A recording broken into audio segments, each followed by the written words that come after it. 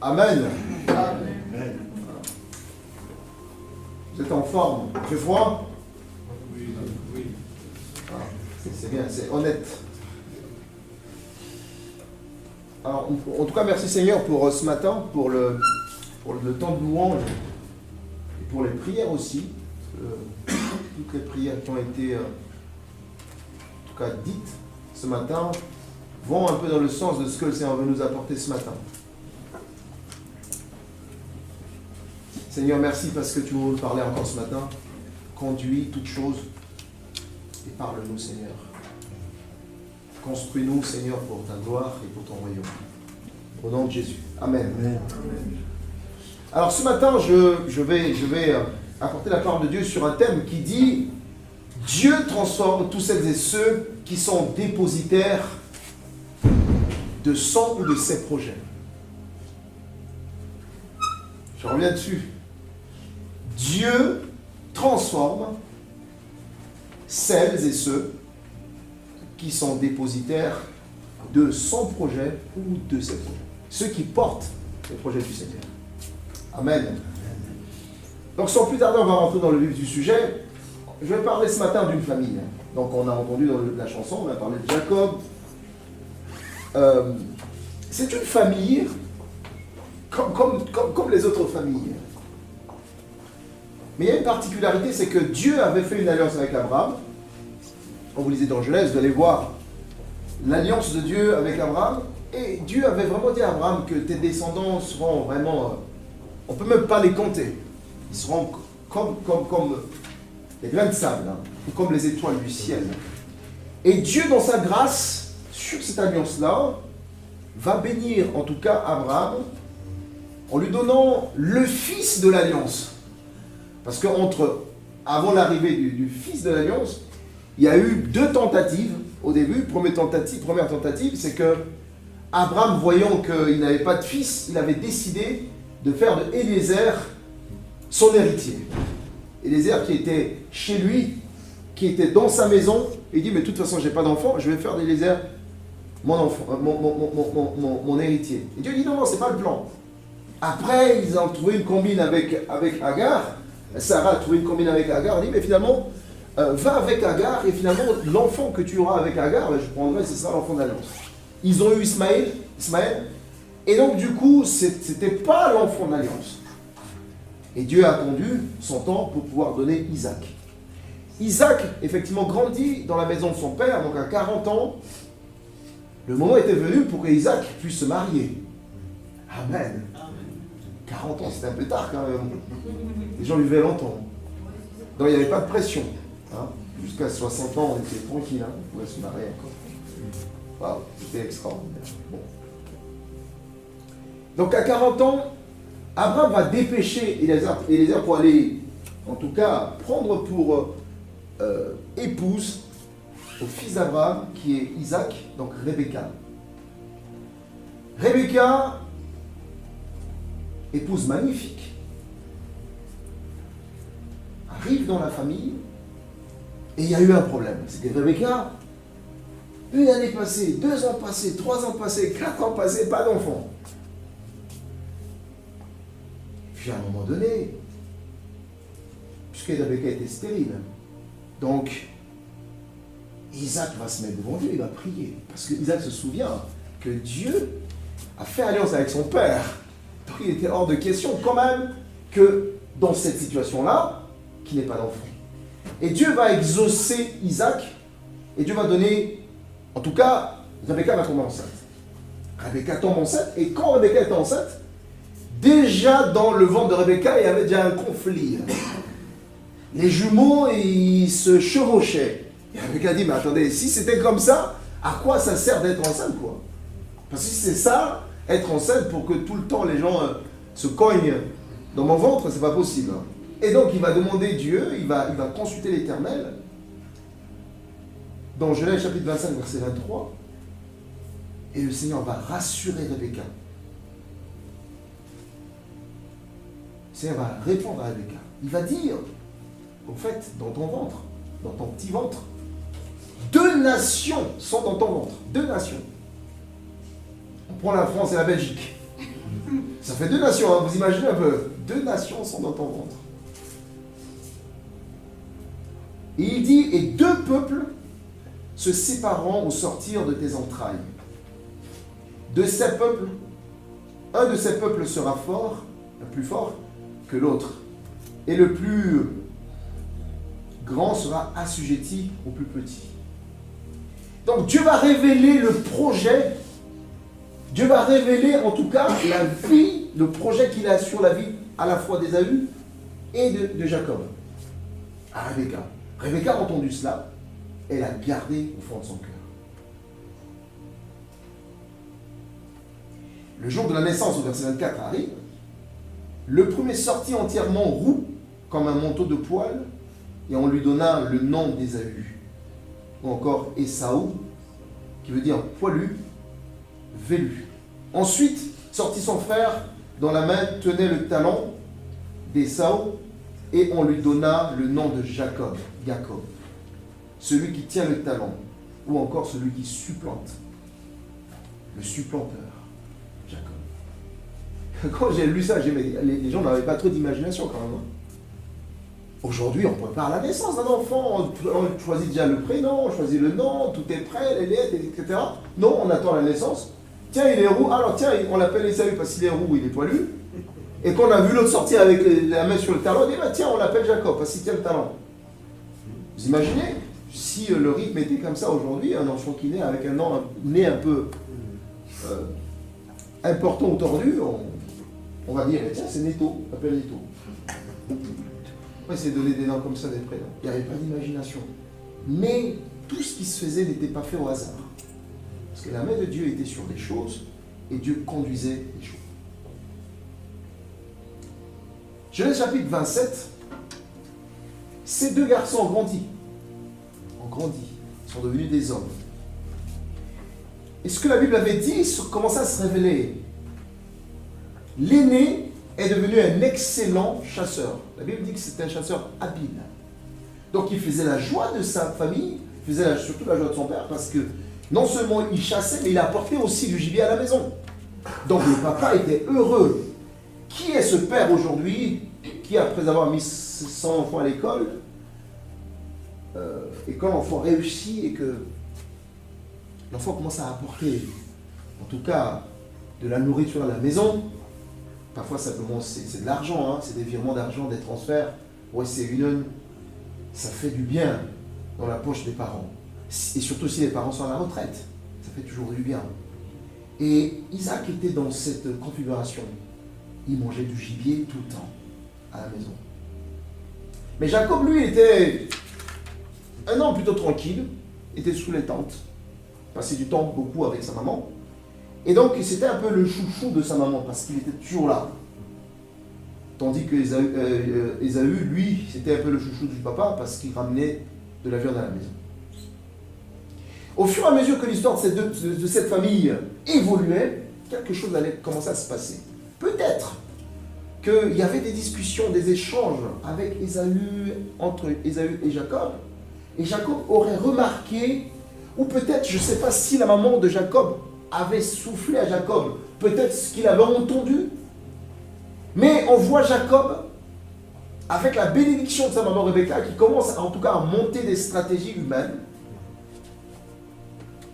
à mettre en place des stratégies humaines pour accéder très rapidement, mais très rapidement, à ce que Dieu avait déjà promis, à ce que Dieu avait déjà prévu. En fait, Jacob et sa maman voulaient aider Dieu pour aller vite. Ça traîne trop. Allez, on y va. Mais le problème, c'est qu'on n'aide pas Dieu.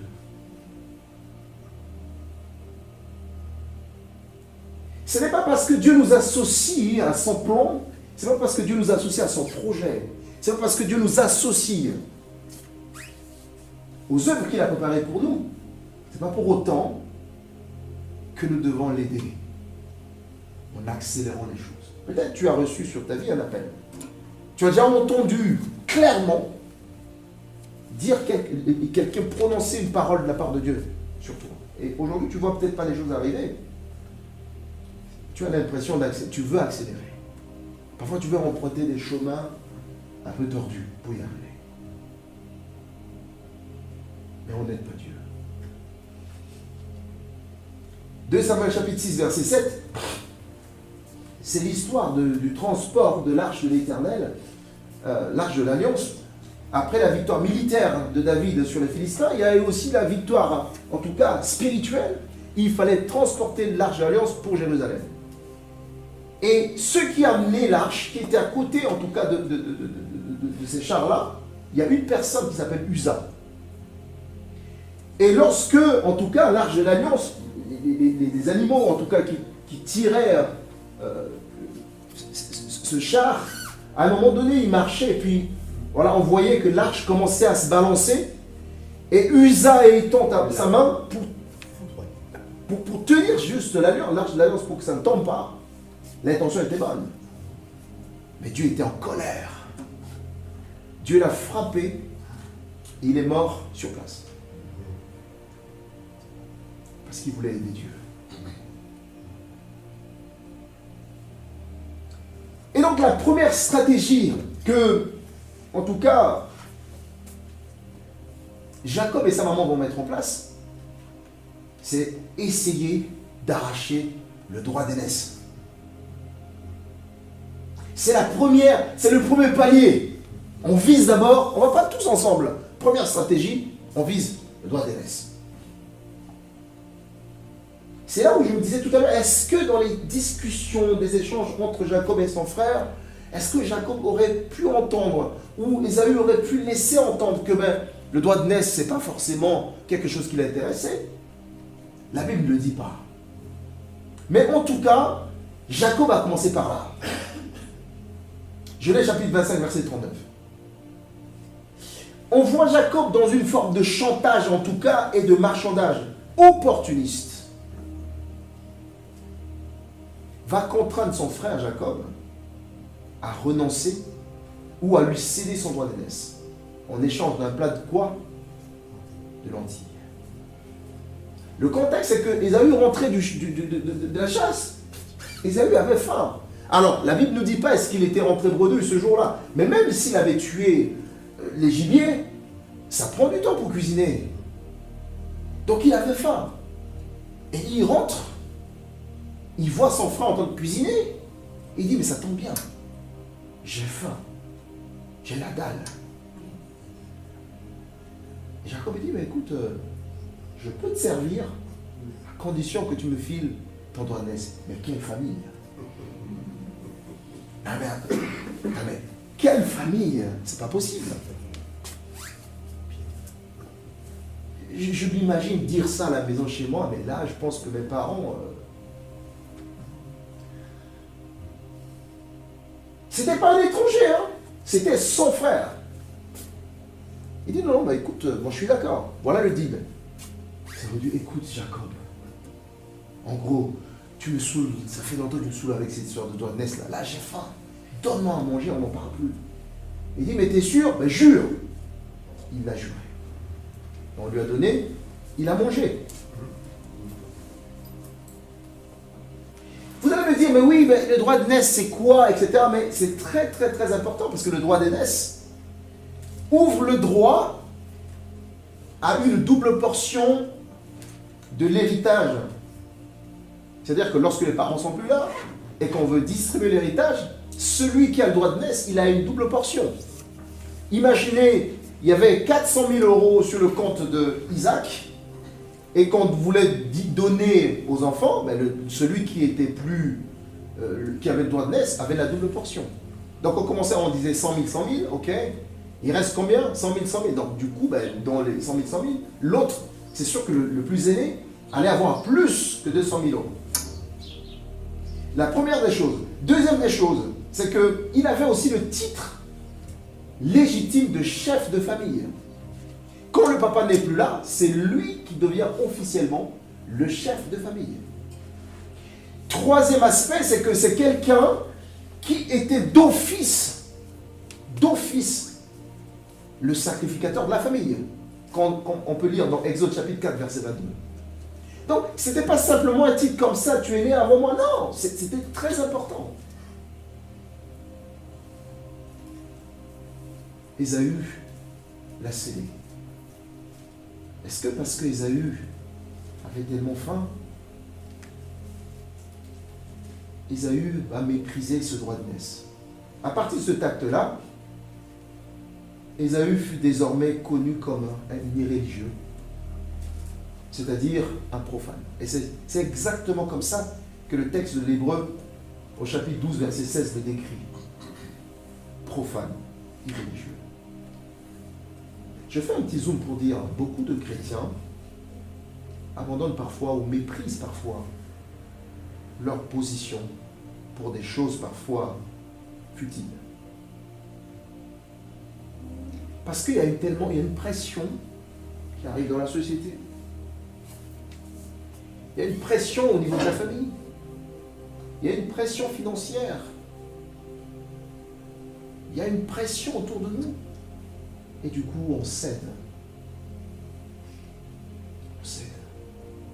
On cède notre héritage. Parce que tu travailles dans une entreprise, tu es comptable. Il y a tellement une pression sur toi. On te dit, mais écoute, c'est juste une petite écriture. C'est pas grand-chose. Et tu dis, ben voilà, je suis traité de toute façon. Dieu le pardonnera. Et on cède.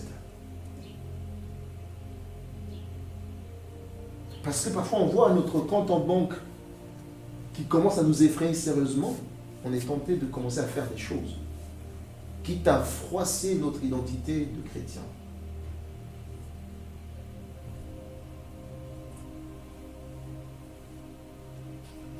Attention à la compromission comme Ésaü l'a fait. Que Dieu nous garde la compromission. Que Dieu nous garde de la compromission par son esprit. Amen. Amen.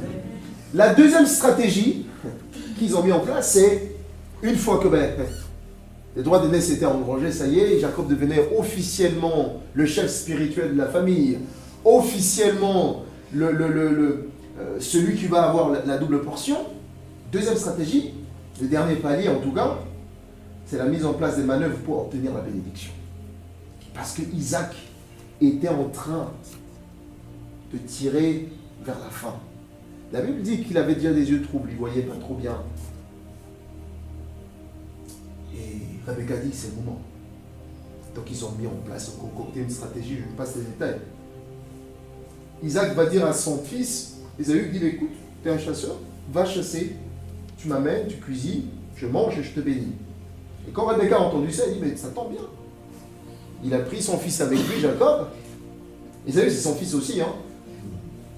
Et ils ont manigancé, ils ont fait des... Voilà, ils ont pu faire ce qu'ils ont pu faire.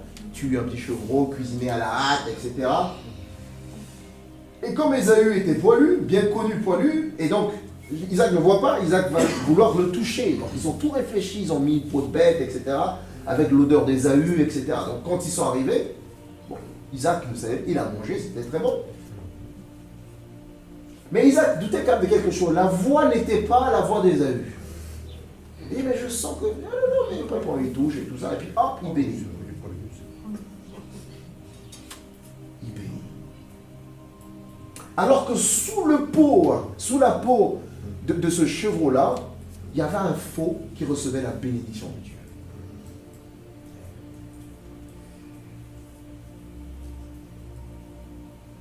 Est-ce qu'aujourd'hui, c'est pas aussi comme ça qu'on vient devant Dieu? Parfois, on n'est pas dit. J'ai entendu la prière du frère là tout à l'heure. On n'est pas dit de nous approcher de lui. Et pourtant, on vient. Et on met la peau de Jésus sur nous. Le sang de Jésus sur nous. Et on reçoit la bénédiction de Dieu. Quel privilège.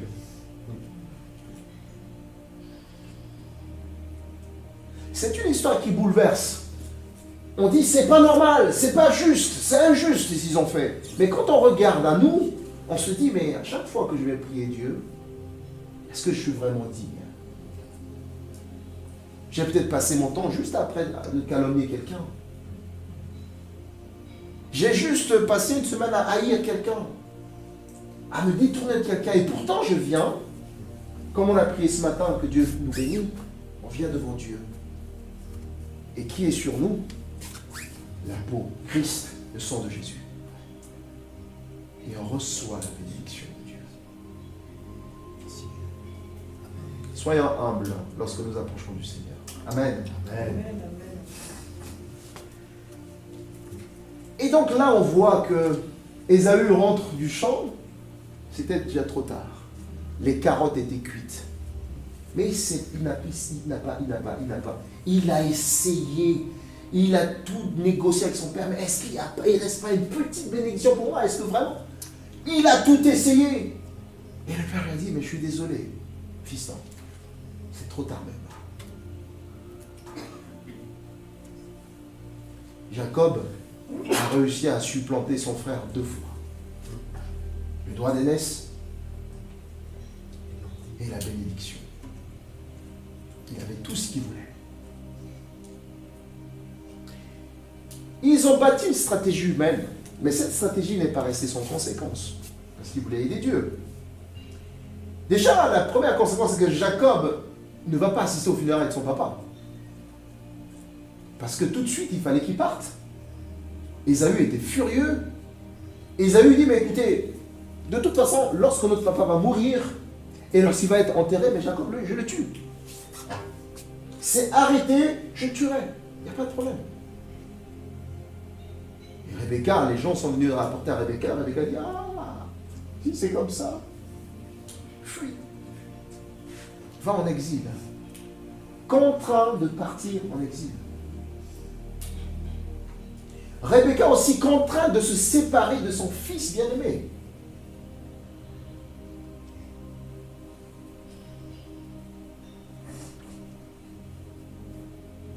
Jacob se sépare de son frère.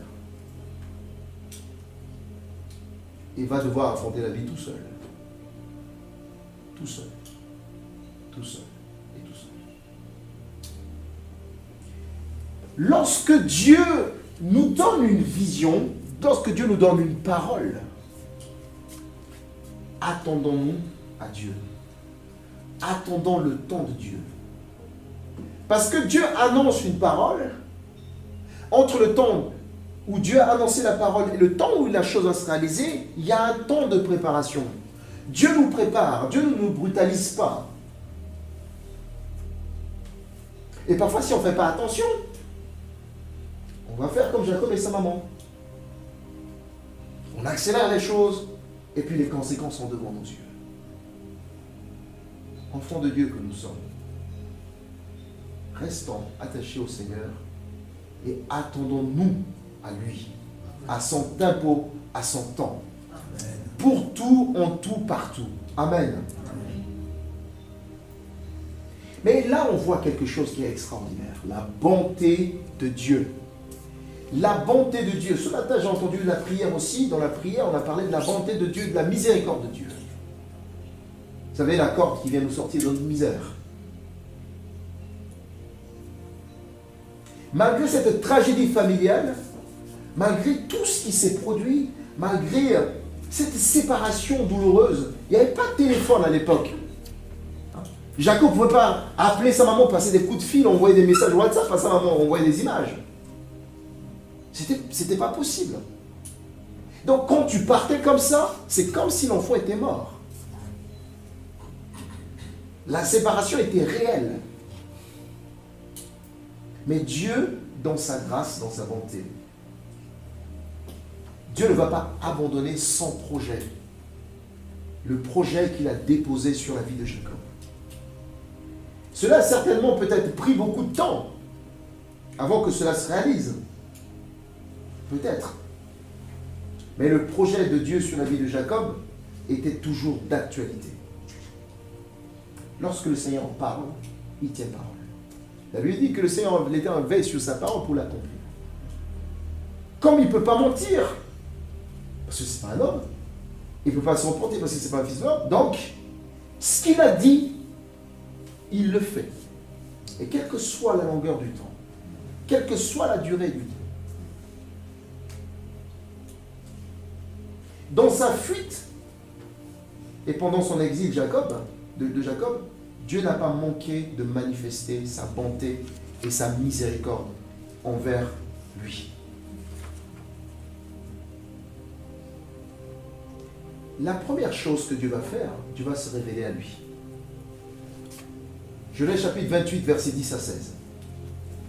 Si quelqu'un peut peut-être lire cette partie. Genèse 28, versets 10 à 16.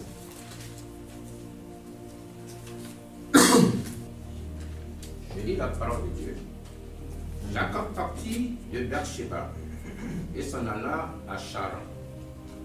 Il arriva dans un lieu où il passa la nuit, car le soleil était couché. Il y prit une pierre dont il fit son chevet, et il se coucha dans ce lieu-là.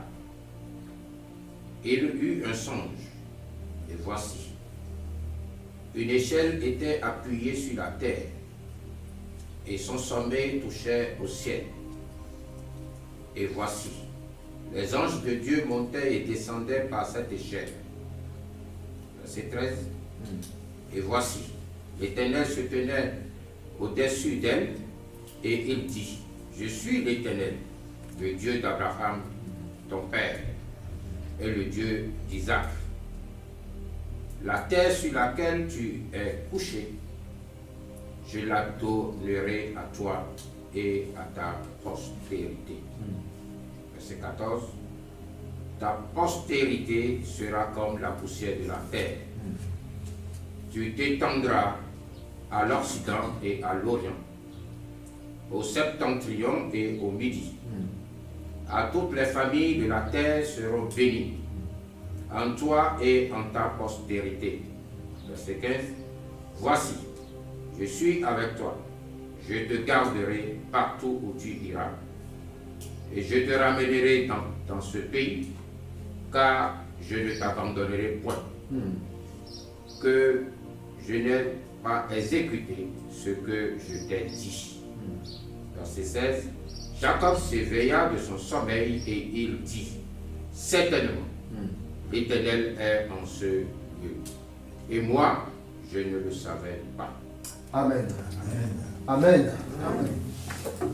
On voit ce monsieur, avec tout ce qu'il a fait, content de fuir, et on voit la bonté de Dieu et la miséricorde de Dieu. Dieu vient attester à Jacob pour dire, écoute, la première chose que Dieu a fait, c'est la révélation. Dieu s'est révélé à lui. Je suis le Dieu d'Abraham, d'Isaac. Le fait de dire je suis le Dieu d'Abraham, Dieu veut dire que, écoutez, moi je suis le Dieu qui avait fait l'alliance à ton grand-père et à ton père. C'est moi ce Dieu-là. Et Dieu va dire, mais j'accomplirai ce que j'ai dit. J'accomplirai ce que j'ai dit. Et même dans sa situation, Dieu lui promet les choses. Dieu dit, voilà, tu vois tout ça, je te le donnerai. Quel privilège. Dieu se révèle à Jacob. La révélation que Dieu va faire à Jacob ici, Jacob était un homme religieux à qui Dieu va se révéler. Jacob n'était pas encore cet homme spirituel, selon le cœur de Dieu. Jacob était Jacob.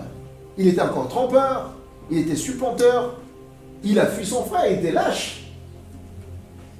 C'était quelqu'un de futé, mais il était lâche. Mais Dieu lui a parlé. Dieu l'aime et Dieu commence à le travailler pour accomplir au travers de lui le projet que Dieu voulait faire. L'amour de Dieu qui transcende nos incapacités. L'amour de Dieu qui transcende nos faiblesses. L'amour de Dieu qui transcende, qui va au-delà même de nos faussetés. Tu dis, c'est moi, le Dieu d'Abraham, le Dieu d'Isaac, Dieu de ton père. La deuxième chose que Dieu veut faire, après la révélation, Dieu va conduire, en tout cas Jacob, chez son oncle, chez Laban. Genèse 29. Mais chez Laban, Dieu va soutenir de manière indéfectible Jacob dans l'adversité, chez son propre oncle. On va voir Jacob, le trompeur, Jacob, le rouleur des gens dans la farine, être trompé, être aussi à son tour roulé dans la farine.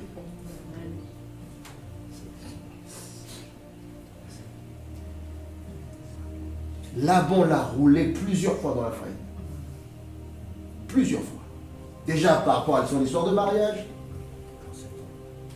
Il aime une. On dit tu travailles 7 ans et puis tu vas la voir. Il travaille 7 ans. Hop, on le roule dans la farine, on donne la fille, la sœur aînée. Mais ça alors. Il retravaille encore. Et la Bible dit, vous pouvez le lire, que 10 fois Laban a changé son salaire. 10 fois. En français, on dit quoi? C'est roublard ou... Enfin, Laban était doué dans ce truc.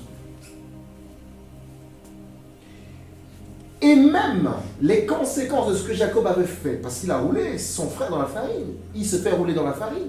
Mais même dans ces situations-là, la main de Dieu était sur lui. Et il était béni. Amen.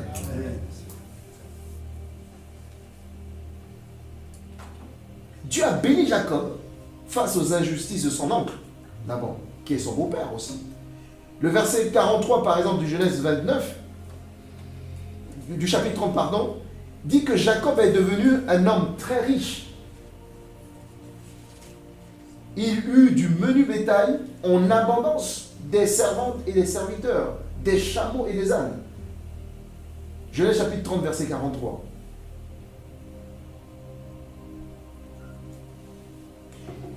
Il y a même un faux deal qui s'est produit parce que Laban, il voulait tout pour lui. À un moment donné, Laban dit, mais écoutez, si tu as des animaux qui sont tachés ou rayés, ben finalement, je te les donne. Il savait très bien, il n'y avait pas de bouc rayé à ce moment-là. Mais la Bible dit que Jacob, il voyait en vision, lorsque les biquettes étaient en chaleur, il voyait en vision les boucs qui s'accouplaient avec ces biquettes-là étaient rayées. Même là-bas, Dieu se révélait à lui, Dieu lui montrait des choses et Dieu le bénissait. Et comme la bénédiction de Dieu, généralement, lorsqu'on est béni de Dieu, ça doit susciter autour de nous de la jalousie. Si vous n'avez pas des gens qui vous jalousent autour de vous,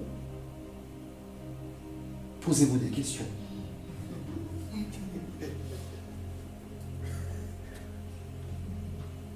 S'il y a des gens qui ne vous aiment pas au travail, juste parce que c'est vous, parce qu'il y a une action, posez.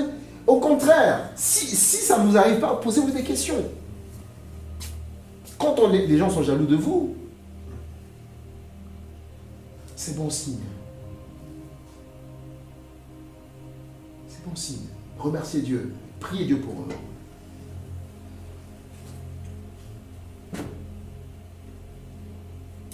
La jalousie commence à prendre la place dans la maison de Laban. Je dis juste, attention, chers frères et sœurs, de s'attaquer ou de mépriser ou d'abuser ou de vouloir détruire tous celles et ceux qui portent sur eux un projet de Dieu. Faisons attention à ça. Ne faisons pas ça. Parce que Dieu continuera à élever les personnes qu'on veut détruire, qu'on veut briser. Pour que si on n'a pas le cœur de repentance, on va continuer à avoir plus en plus mal. Plus tu détestes, plus Dieu élève. Plus on te déteste dans ton travail, plus c'est toi qui grimpes les échelons, qui deviens directeur.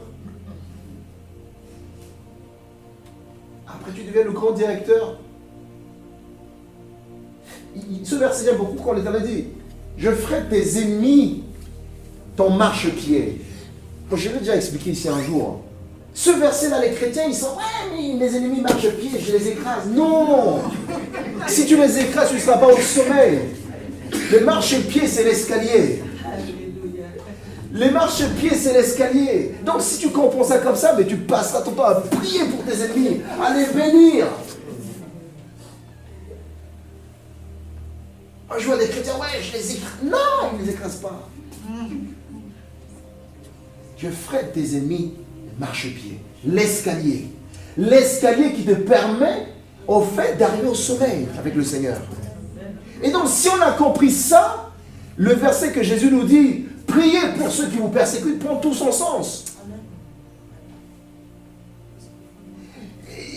Lorsque Jésus dit bénissez ceux qui vous maudissent, ça prendra tout son sens. Parce que si tu te rends compte qu'ils te permettent de monter, tu vas prier pour eux. Tu vas intercéder pour eux. Tu vas dire, Seigneur, bénis-les. Bénis-les, Seigneur. Bénis-les. Les gens qui ne veulent pas te dire bonjour, prie pour eux. Sois toujours content et heureux de les voir. Même si c'est difficile. Même la chair est parfois. Amen. Ça change tout. Et c'est ce qui s'est passé chez Laban. Plus Laban roulait Jacob dans la farine, plus Jacob était béni. Parce que le projet de Dieu était sur la vie de Jacob. Amen. La troisième chose que Dieu va faire, à un moment donné, quand la jalousie commençait à monter, Dieu va contraindre à ce moment Jacob de retourner à la maison, de rentrer chez ses parents, dans la maison de son père, après plus de 20 ans d'exil. C'est dur, hein? Et à ce moment-là, Jacob, Genèse chapitre 31, verset 3, Jacob commence à réfléchir. Parce que, il y a Ésaü là-bas. Il y a Ésaü qui l'attend. La réalité l'attend.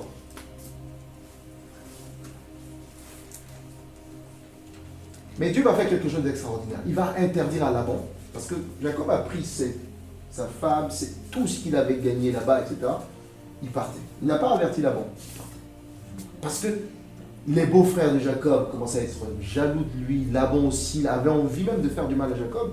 Mais Dieu va parler à Laban clairement. Au verset 3 du chapitre 31, il dit, Dieu interdit à Laban de dire ni du bien, ni du mal à Jacob, détournant ainsi Laban de son intention, en tout cas cynique, celui de faire du mal à Jacob. Parce que Laban voulait détruire la vie de Jacob. Reprendre ses filles, reprendre les petits-enfants, reprendre même tout ce qu'il avait. Et si ça ne suffisait pas, s'il pouvait même le tuer, ça pouvait se faire. Parce qu'il était pourchassé. Laban l'a poursuivi avec les gens. Et le Seigneur a dit à Laban, ne fais pas ça. Et Jacob est parti. Vous voyez, lorsque Jacob commençait à partir, il a refait une alliance avec Laban. Jacob, sur le chemin de retour, chapitre 32, il arrive à Manaïm. Manaïm qui veut dire deux camps. Il arrive là et il voit les anges. Et là, tout de suite, il dit, je suis dans le camp de Dieu. Même dans son Seigneur se révèle à lui, dans ce qu'il était. Parce qu'il était entre les mains de Dieu, Dieu était en train de travailler avec lui. Dieu était en train de le travailler pour sa transformation.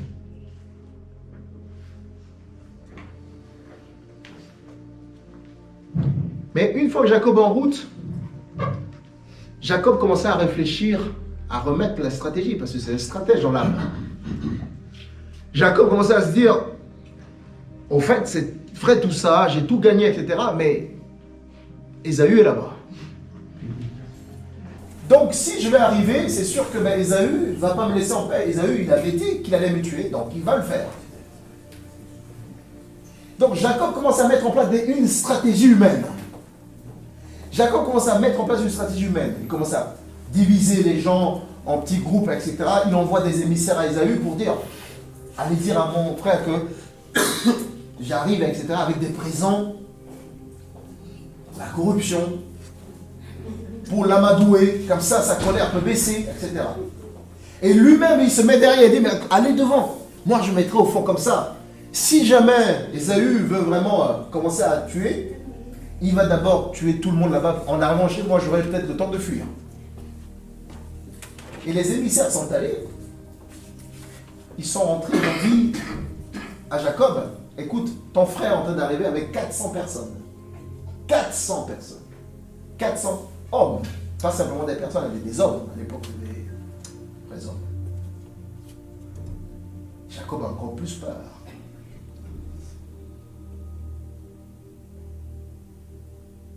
Dans la définition du plan pour se protéger, il va préparer des présents pour soudoyer son frère. Il va décider de se mettre en fin de cortège, etc. Mais le plan de Dieu pour Jacob était que Jacob soit réellement transformé. Pour que le projet dont il est dépositaire puisse prospérer. Si tu veux ce matin que le projet que le Seigneur a déposé sur toi, la parole que tu as entendue de Dieu sur ta vie, tu veux que ça puisse prospérer, laisse Dieu te transformer. Laisse Dieu te transformer. Laisse Dieu te transformer pour que ce projet prospère. Parce que c'est son projet.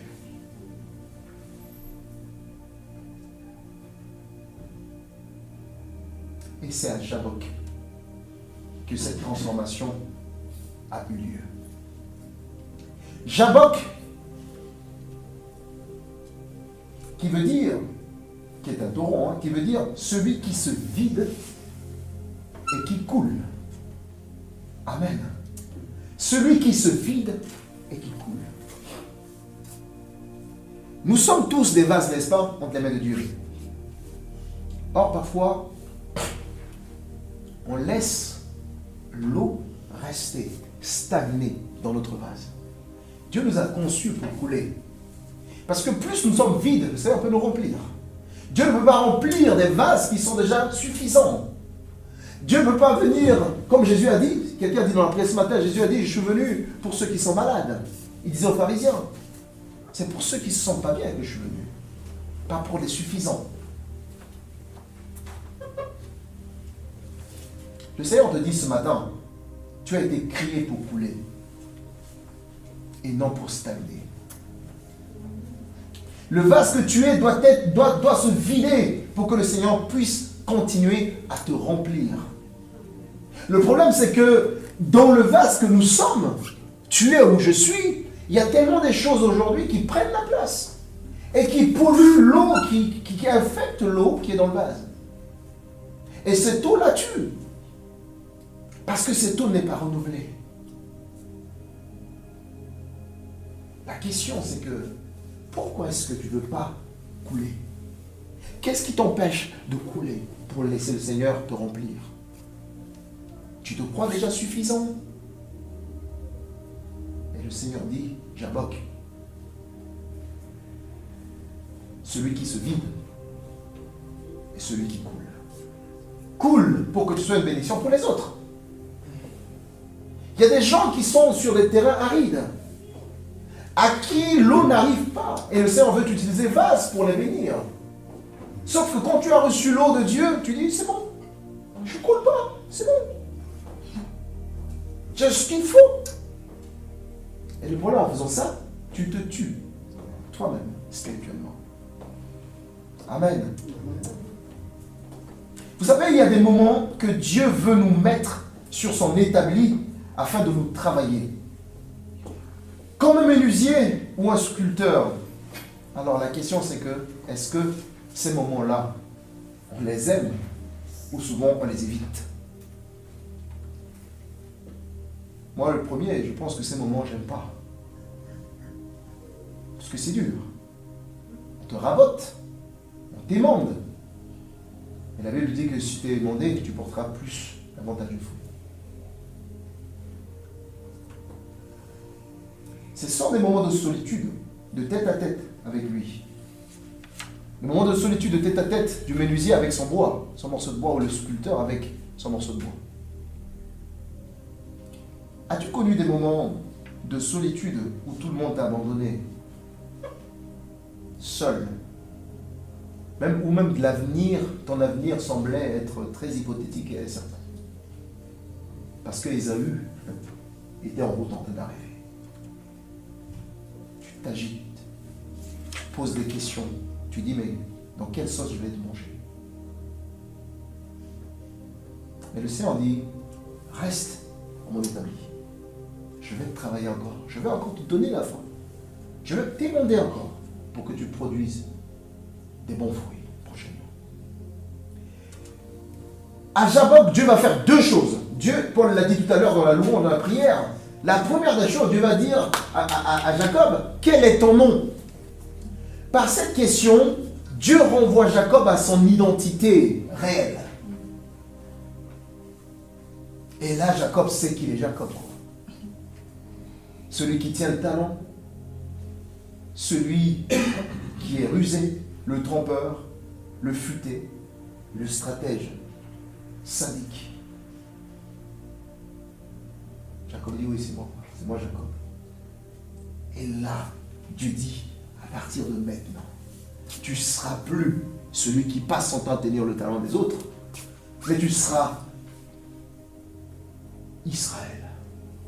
Amen.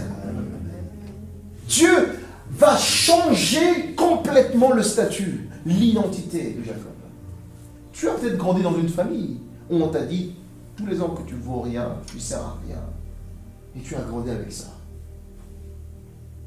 Et tu traînes ça dans ton subconscient. Et ça te bloque.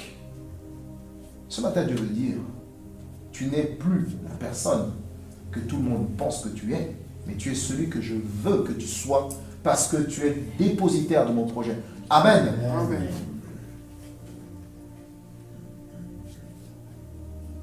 Et Jacob lui va donner. Dieu a changé le nom de Jacob et Jacob dit, ok, mais ce lieu, je vais appeler Péniel. Car là, j'ai vu Dieu face à face. Amen. La deuxième chose que Jacob a fait, Dieu a fait à Jacob, c'est qu'il va déboîter la hanche de Jacob. Parce qu'ils ont lutté toute la nuit. Il a résisté. Il a résisté. Mais à la fin, Dieu va déboîter sa hanche. Une rencontre avec Dieu qui n'apporte pas une transformation ou qui ne nous brise pas notre nature charnelle n'est pas une rencontre. Je ne dis pas que quand on connaît le Seigneur, on doit tous... non. Mais une rencontre avec Dieu, une transformation doit vraiment nous toucher. Ça doit briser notre nature charnelle. Et même lorsqu'on tombe, on sait qu'on est tombé. Et on se dépêche de nous relever. Parce que le Saint-Esprit est là pour nous aider à nous relever. Amen. Pour un homme qui voulait fuir son frère, Jacob qui voulait fuir son frère, parce qu'il avait toute son énergie, le voilà maintenant qui se retrouve dans une situation d'incapacité physique, diminuée, avec la hanche un peu déhanchée.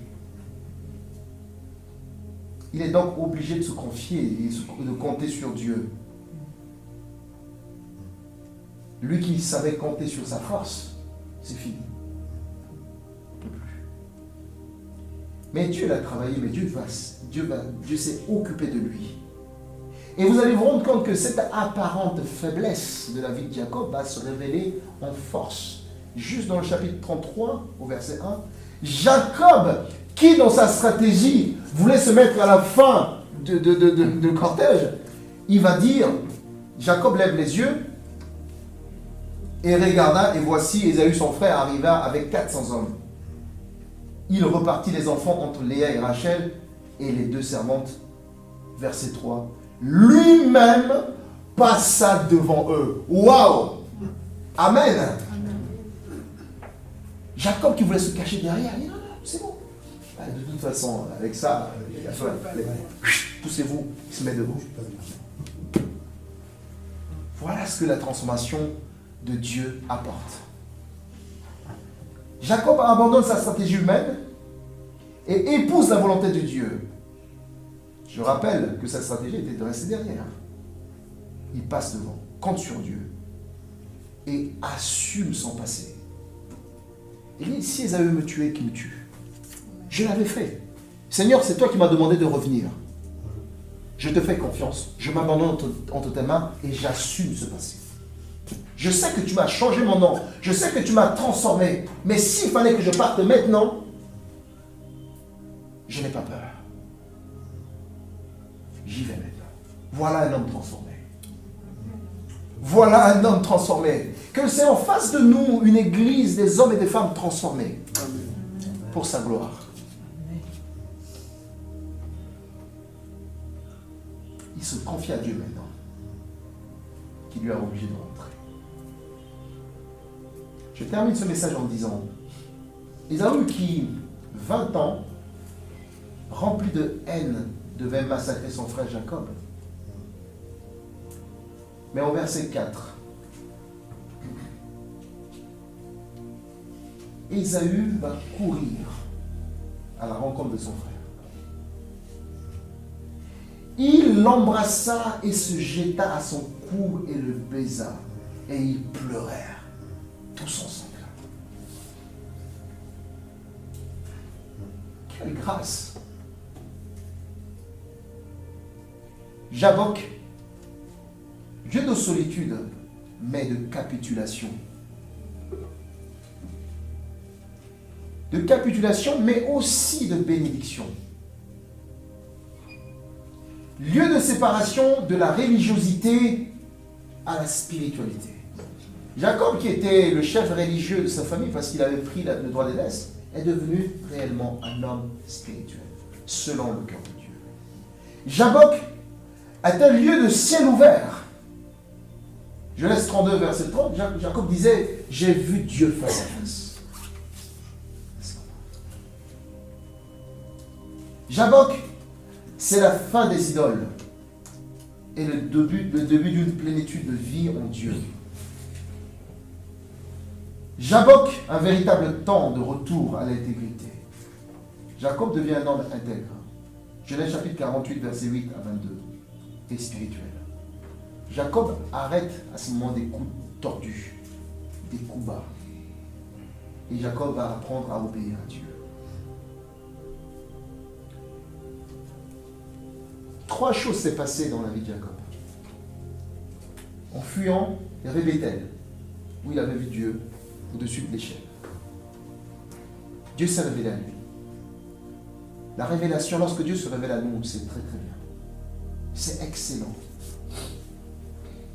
Chez Laban, Dieu l'a protégé dans l'adversité et Dieu a veillé sur lui et Dieu l'a béni. Lorsqu'on est béni, lorsqu'on est protégé de Dieu, c'est excellent. Mais Jabbok, c'est encore mieux.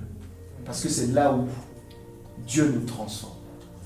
C'est là où nous nous métamorphosons par la toute-puissance de Dieu. Ne fuis pas ton Jabbok. Peut-être que ce matin, Dieu est en train de nous amener tous à notre Jabbok. Et qu'on est en train de fuir, on ne veut pas. Mais ne fuyons pas notre Jabbok. Car c'est là où Dieu veut réellement nous transformer pour sa gloire. Amen. Excellent Père de grâce. Merci pour ce matin. Merci pour ta parole. Merci parce que tu veux nous transformer. Merci Seigneur parce que tu vois en nous, en chacun de nous, Seigneur, nous ne sommes pas capables. Moi le premier, je ne suis pas qualifié, je ne suis pas capable.